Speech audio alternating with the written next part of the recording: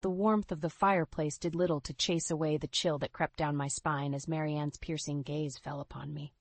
"Well, Avery, dear, I must say that dress is interesting," she said, her ruby-red lips curling into a smile that never reached her eyes.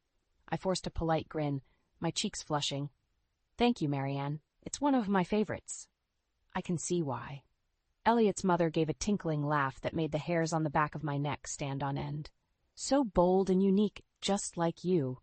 Although I do wonder if it's quite appropriate for this family dinner." My mouth went dry as I looked at Elliot, silently pleading for him to intervene. But he just stared down at his plate, shoulders tense. "You know how much we value tradition in this household," Marianne continued, her syrupy tone a sharp contrast to the barbs in her words. "We wouldn't want to make anyone uncomfortable." The room seemed to shrink around me as the rest of the family remained silent observers. My vision blurred with unshed tears that I blinked back furiously. This was supposed to be a warm welcome into the Halden family after my marriage to Elliot. Instead, I felt like an ill-fitting pawn being scrutinized. "Of course, Mother," I choked out. "I'll be more mindful next time." "Wonderful." She clapped her hands together delicately. "Now, why don't you tell us a bit more about yourself, dear? We're just dying to get to know you better." I opened my mouth, but the words stuck in my throat as her cold eyes bored into me.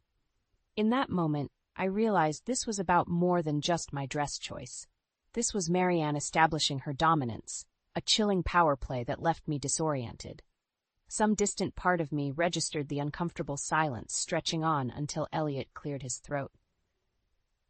"Actually, Mother, I think that's enough for tonight. Avery's had a long day." The rabbit hole didn't seem to end as the weeks ticked by in our new home. If anything, Marianne's needling demands only escalated, from explicit instructions on how to properly set the dinner table to casual comments belittling my career ambitions. And Elliot, my once loving husband, simply watched in silence as his mother's barbs chipped away at my sense of self piece by piece. It became a dizzying cycle of appeasing Marianne's every whim, lest I face the consequences of her wrath through icy rebukes or underhanded reminders of how I was an outsider here. But it was the disappointed looks from Elliot that cut deepest, each one another jagged crack spreading across the dream I had for our marriage. In those early days of our new life together, I was drowning, gasping for air in a twisted game I didn't know the rules to, and Marianne seemed determined to keep me unbalanced through her sinister passive aggression, all while wearing a sickly sweet smile, of course, because that was the Halden family way. At first, the changes in Elliot were so subtle, I easily chalked them up to the stress of starting our new life together. A forgotten birthday here, a canceled date night there, small things that I excused as just part of getting into a new groove as newlyweds. But soon, those slight oversights spiraled into something darker, something that made my heart clench every time I saw the disappointment and disdain hardening in his eyes. "This pot roast is dry as a bone," he grumbled one night, jabbing his fork moodily into the meat. "Honestly, Avery, how many times do I have to show you?" I opened my mouth, then snapped it shut as Marianne swept into the dining room. Now, Elliot, that's no way to speak to your wife." Her nostrils flared as she pinned me with an icy stare, although Avery should know better by now. The lump in my throat threatened to choke me as I looked at Elliot pleadingly, desperate for him to defend me like he used to. But he just shrugged, already shoveling another forkful of the dry pot roast into his mouth. That night was only the beginning. Pretty soon, Elliot's callous comments became as commonplace as Marianne's constant critiques of my abilities as a wife and daughter-in-law. He'd track mud into the house and then snap at me for not anticipating his needs. I'd burn dinner, and he'd throw the plate across the kitchen in a rage. All the while, Marianne watched like a hawk, her curved lips stretching into a satisfied smile every time Elliot willingly played his role. The realization hit me like a ton of bricks one afternoon when I foolishly asked Elliot if he wanted to grab lunch together before his next meeting. "Don't be ridiculous," he scoffed, already shrugging on his suit jacket. "You know Mother prefers I'm back promptly after appointments to discuss business matters." My heart plummeted into my stomach as I watched him hurry out the door, not even a backward glance in my direction. That's when the harsh truth finally clicked into place. Marianne had enveloped us so fully in her twisted web that Elliot was utterly beholden to her every rule. My husband was a shell of his former self, his love for me dulled by years of psychological conditioning at his mother's hand, and I was slowly being suffocated by her ruthless control over our family, gasping for air in a life I no longer recognized. "Oh, Avery, you're pouting again." Marianne's sickly sweet voice rang out from behind me. I spun around, jaw clenched, as she sicked loudly and shook her head. "When will you learn?" In that moment, something inside me twisted and snapped. I could no longer swallow down the bitter truth. If I stayed on this path, Marianne would grind me into the dirt until I was a vacant, submissive shadow of my former self. Just like Elliot. No, that was not the life I wanted. Not for me. Not for anyone. And as I met her cold gaze steadily, a new flame of determination was lit from the dying embers inside me. If Marianne wanted a battle, she would get one, with everything I had, because this time I would be the one calling the shots. The annual Halden Family Charity Gala was supposed to be a lighthearted affair, a chance for the town's elite to mingle and pat themselves on the back over champagne and hors d'oeuvres. But this year would be different. This year, I had a plan. As I descended the staircase in my crisp azure gown, clutching Elliot's arm, I saw Marianne's eyes narrow ever so slightly. Her well-practiced smile wavered just for an instant before settling back into that familiar saccharine mask. "Why, Avery? You clean up nicely," she purred as we reached the bottom of the stairs. "Although I do wish you'd done something a bit more sophisticated with your hair." My grip on Elliot's arm tightened, but he remained stoically impassive, refusing to even look at me, just like I knew he would. The night blazed on in a whirlwind of fake laughter and insincere compliments that made my skin crawl. I smiled woodenly, one hand clutching my champagne flute like a lifeline, as Marianne's barbs continued unchecked. "It really is too bad you never finished your college degree, dear," she said loudly during Eovec, her voice carrying across the crowded ballroom. We Haldens do so value a prestigious education. A hush fell over our little group as I felt dozens of eyes boring into me, awaiting my stuttered excuse like they'd grown accustomed to over the years. But not this time. This time, the anger roaring in my ears drowned out any shred of remaining intimidation. "Actually, Marianne, I seem to recall you dropping out as well," I said coolly, taking a dainty sip of my champagne. "To start a family, was it?" Her perfectly lined lips parted in shock as hushed murmurs began rippling through our audience. Out of the corner of my eye, I caught a glimpse of Elliot's father, Douglas, suppressing a grin before Marianne's voice sliced through the tension again. "Well, I never. You'd do well to watch your tone, young lady," she hissed, color blooming high on her cheeks. "I've half a mind to." "To what, Marianne?" I cut her off, something inside me finally snapping free. "Continue your sad attempts to belittle and control me? Save your breath, because I'm simply done playing your twisted little games." I leveled my gaze at Elliot, who shrank back, a deer in the headlights. "Or has your mother not told you about her plans to remove me from your lives? To wipe me from the picture completely so she can find you a more suitable bride to further the Halden legacy?" An icy silence hung in the air, punctuated only by Marianne's ragged breathing as her mask shattered completely. I could taste the fear rolling off her in dizzying waves, smell the acrid stench of her desperation. The crowd seemed to sway around me as I looked from Elliot's pale, stricken face to Marianne, and then to Douglas, the first inkling of hope in his eyes for longer than I could remember. With a sickening lurch, the weight of my entrapment these past few years finally hit me like a physical blow. The lies, the belittling, the silent torment, all at the hands of this vile woman and her puppet of a son. Something inside me finally broke free as the last threads of fear dissolved away, replaced by a calmness I hadn't felt in years. A foreign power seemed to uncurl within me, urging me not to flee this time, but to stand my ground. To fight. The whispers were growing louder now, but I barely heard them over the roaring in my ears as I tossed back the last of my champagne and smiled at Marianne. "No, I'm afraid the games are just beginning." The deafening silence that followed my outburst at the gala was finally broken by the harsh clack of Marianne's heels as she stormed away, her face twisted into a mask of rage. Elliot trailed after her, throwing me one last haunted look before disappearing into the crowd. I stood rooted to the spot, my heart thundering in my ears as the world slowly bled back into focus. Hushed whispers and scandalized gasps swirled around me, but I barely registered them over the chorus of voices in my mind. What had I done? After years of keeping my head down, something had snapped inside of me in that heated moment. An overwhelming urge to shatter the heavy silence, to unravel this twisted tapestry Marianne had woven around our family. Trembling, I turned to Douglas, the first man I'd ever seen stand up to his domineering wife. He placed a wizened hand on my arm, his eyes shining with the first hint of resolve I'd witnessed in years. "You did the right thing, Avery," he murmured gruffly.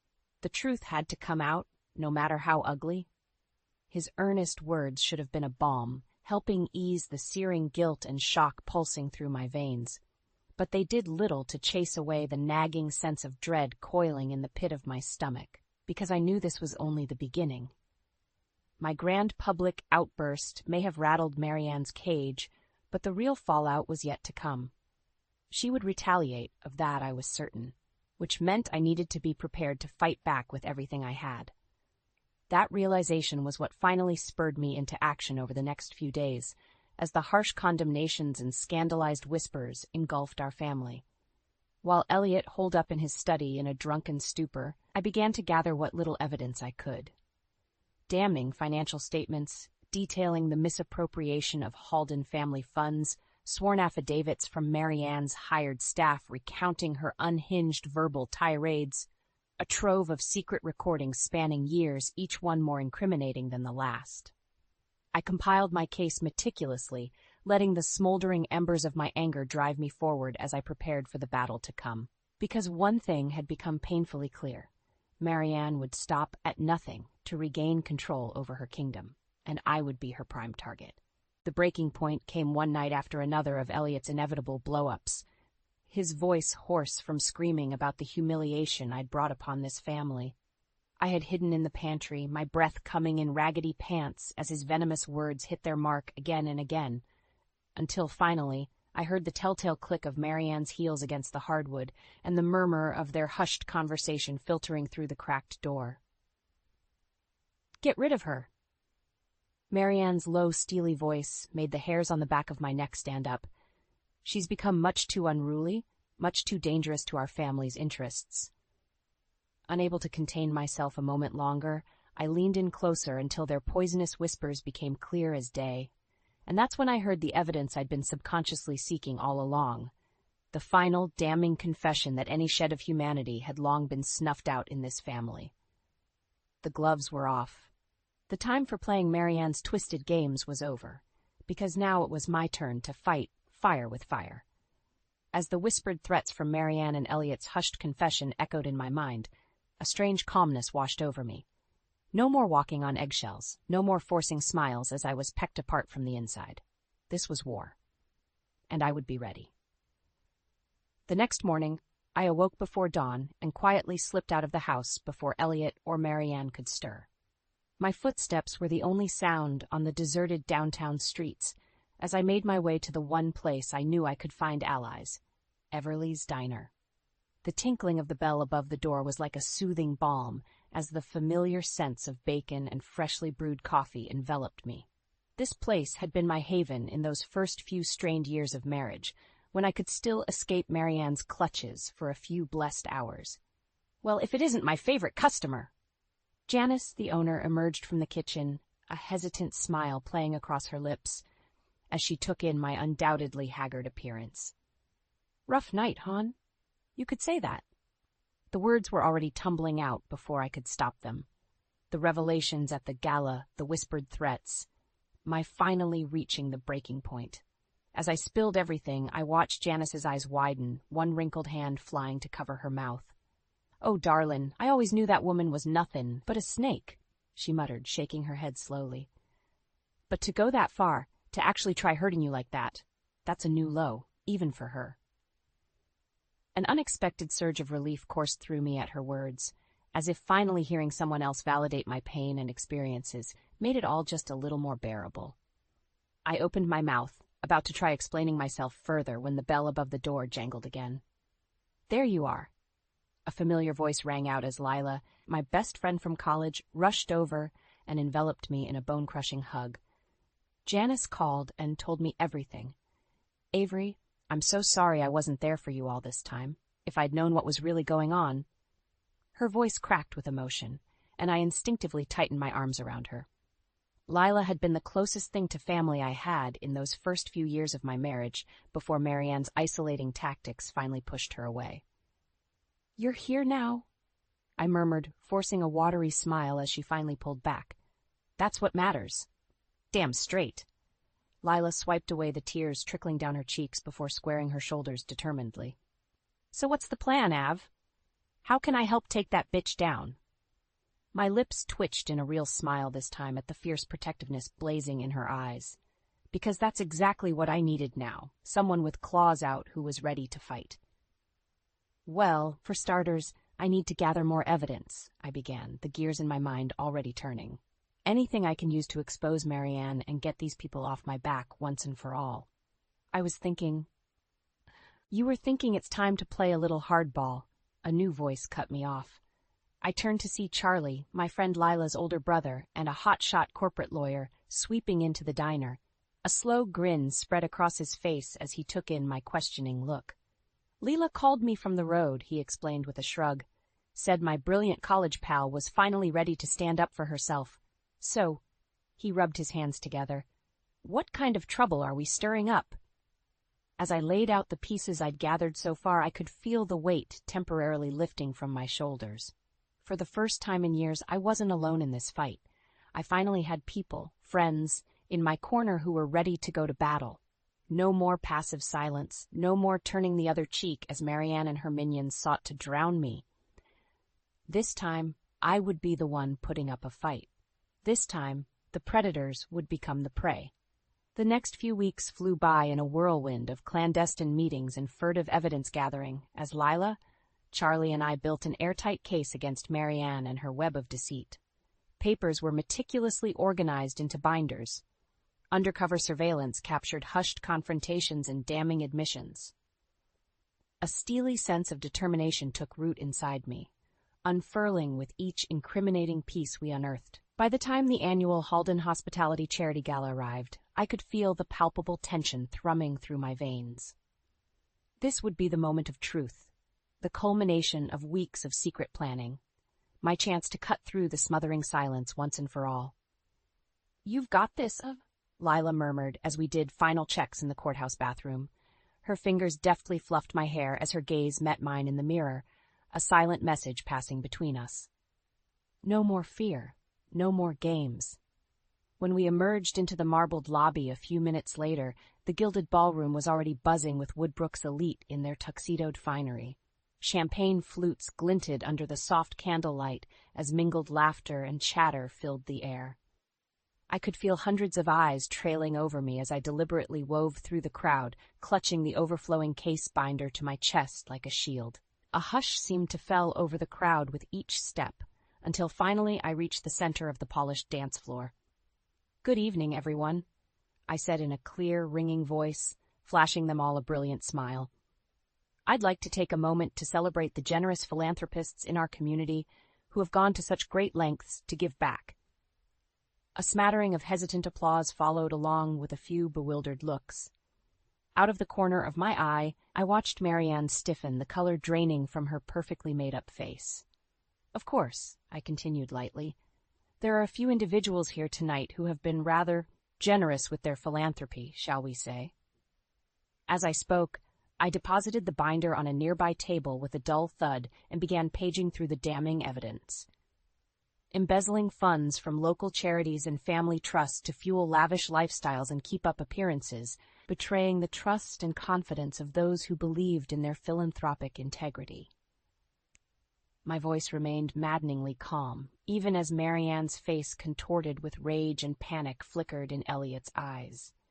As more and more details tumbled from my lips, a deafening silence fell over the crowd, broken only by the flutter of papers and my inexorable narration. "Then, of course, we have the less legal dalliances to account for as well." I leveled my gaze squarely at Elliot now, holding up glossy photographic proof of his indiscretions for all to see. Cavorting with strange women, deceiving his faithful wife, all while hiding behind this thin veneer of community-minded chivalry. The hushed gasps of shock seemed to reverberate against the vaulted ceilings now, shattered only by the guttural scream that finally tore free from Marianne's throat. Wild-eyed and trembling, she looked every bit the caged animal as security began closing in from all sides. In that crystalline moment of reckoning, I could see the final shreds of her meticulously constructed facade disintegrating into ash right before me. There would be no more lies, no more manipulations under the guise of propriety. For the first time since she'd callously destroyed my naive dreams of familial belonging all those years ago, I felt a savage sense of victory coursing through my veins unfettered. The karmic wheel had finally turned, and Marianne was powerless to stop it. As two burly guards moved to apprehend her, Marianne's gaze found mine one final time, feral and burning with hatred. But this time her venom held no power, sliding harmlessly away as the last of the fear dissolved inside me, because in that moment I was the master of her supposed checkmate. The thunderous silence that followed Marianne's dramatic arrest seemed to stretch into eternity. I could taste the collective shock and disbelief like a palpable force as the once venerable Halden family imploded before their eyes. For a fleeting moment, Elliot and I locked gazes across the ballroom floor. His expression was utterly inscrutable, eyes hollow and glazed as twin trails of moisture streaked his ashen cheeks. Then, just as quickly as the spell had woven between us, it shattered, splintering into 1,000 unspoken recriminations and shards of dashed hopes. Elliot's jaw hardened and he turned on his heel, retreating into the claustrophobic crowd as if I were the villain here, as if I had been the jackal systematically stripping our family apart, piece by piece. The bitter taste of defeat nearly choked me until a warm hand came to rest on my shoulder. I turned to see Douglas, the shrunken shell of a man suddenly seeming decades older than his years. "You did what you had to do," he murmured, his words barely audible over the rising din of panicked murmuring. "She left you no choice." A knot I didn't realize I'd been carrying seemed to loosen ever so slightly at his reassurance. For so long, he had been just another one of Marianne's puppets, helpless against the manipulations of his monstrous wife. But now, in the wake of this cataclysmic shake-up, I could see the first faint flickers of hope rekindling in his rheumy eyes. The iron manacles were finally loosening.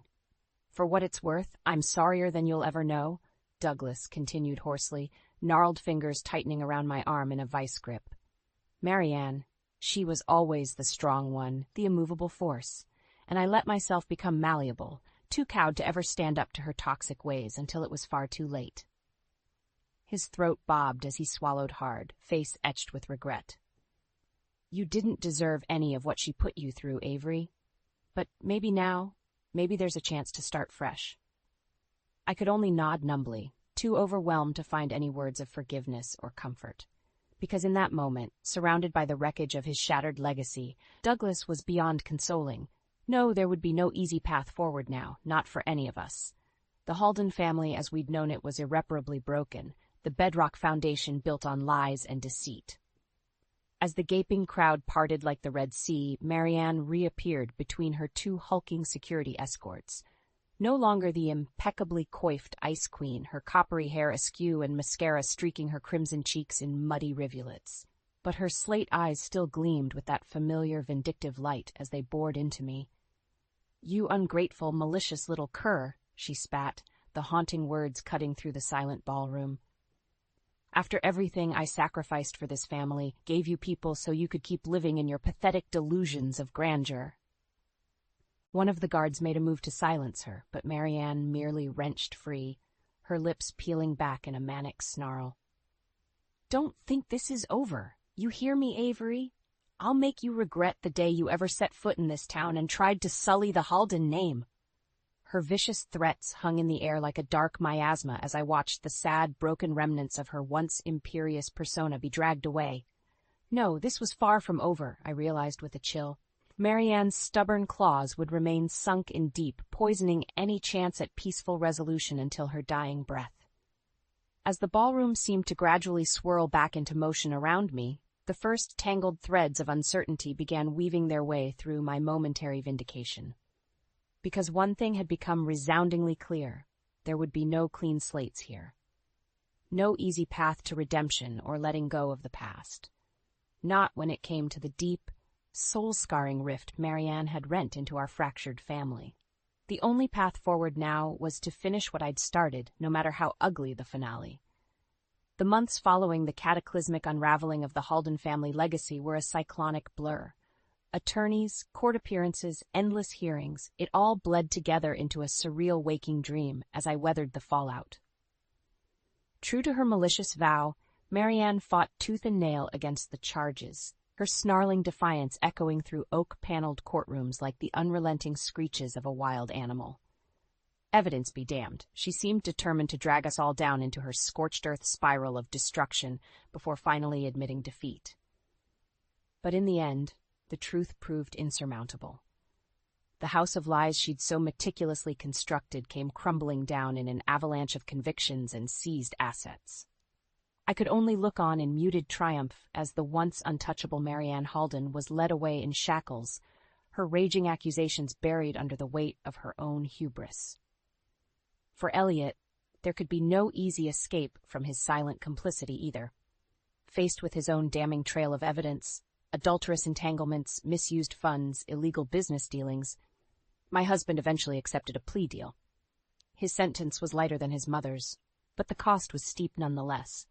Public humiliation, hefty fines, and a lifetime of untangling his father's ravaged business affairs. As for Douglas, the tragic patriarch displayed a weariness that went far beyond his years as the curtain closed on this ugliest of family dramas. He retreated from the prying eyes of the community, content to quietly pick up the pieces of his shattered empire alone. Well, not entirely alone, for in a gesture I never could have foreseen, he summoned me to his study one rain-swept evening with an unexpected offering, a shocking sum of restitution and an even more stunning apology. You never deserved the venom my wife unleashed, nor my own cowardice in enabling her toxic behavior, he rasped, calloused fingers caressing a worn photograph of family happier times. But I hope this can be a step towards making amends for the suffering you endured on my watch. I opened my mouth to protest, but Douglas raised a withered hand, his eyes shimmering with a fragile hope. Take it, Avery. For once in your life, take something you never had to fight tooth and nail for. Build yourself a legacy untainted by the rot of this family. His gruff words should have felt like a balm after such harrowing turmoil. And yet, as I accepted the oversized check with trembling hands, my heart felt strangely hollow, because no amount of reckoning or restitution could ever absolve the scars that had been carved into my soul by this once revered family. Those wounds would never fully heal, I realized with a pang of melancholy.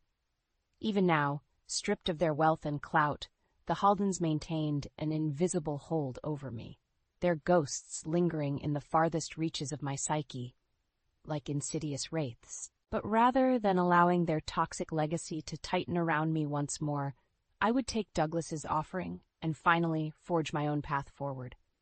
So as the weeks and seasons gradually shifted once more, I did just that.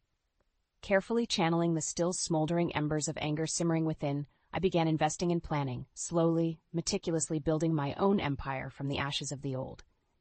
It started small, just a little community arts program for underprivileged youth that had been a lifelong dream. Then, as my nest egg blossomed into more ambitious ventures, the initiatives multiplied. Before long, I was able to establish a formidable foundation in my own name, dedicated to empowering women who had faced abuse and marginalization at the hands of toxic power structures. With every new achievement and hard-won victory, I could feel the icy grip of the past gradually loosening its hold over my battered soul, the all-consuming rage and thirst for vengeance slowly giving way to a renewed sense of purpose and strength from within. It would be naive to think the scars could ever fully fade, that the haunting specter of Marianne's abuse wouldn't still linger in the darkest recesses of my heart, appearing in my most vulnerable moments like a malevolent phantasm. But now, finally, I had reclaimed the power to exorcise those demons in whatever form they took. The cycle of toxicity had been broken once and for all, replaced by the first blushes of a new day. a day where I was no longer just surviving, but finally thriving as the master of my own rebirth.